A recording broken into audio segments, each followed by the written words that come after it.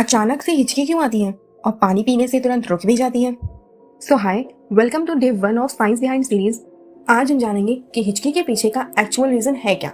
लोग बोलते हैं कि तुम्हें कोई याद कर रहा है, लेकिन इसका असली रीजन तो साइंस से रिलेटेड है। हमारे बॉडी में एक मसल होता है डायाफ्राम, जो ब्रीदिंग कंट्रोल करता है। जब ये मसल सडनली स्पाज्म करता है तब हवा अचानक लंग्स में चली जाती है और वोकल कॉर्ड्स बंद हो जाते हैं। इसी वजह से हिक साउंड आती है। पानी पीने या सांस रोकने से डायाफ्राम रीसेट हो जाता है, इसीलिए हिचकी रुक जाती है।